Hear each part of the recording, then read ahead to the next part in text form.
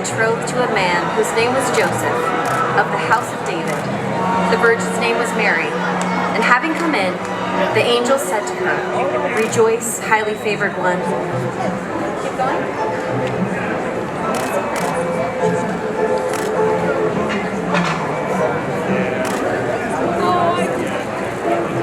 Rejoice, highly favored one, the Lord is with you. Blessed are you among women.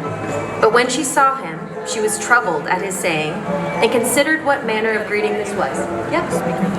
Happy holidays, everyone.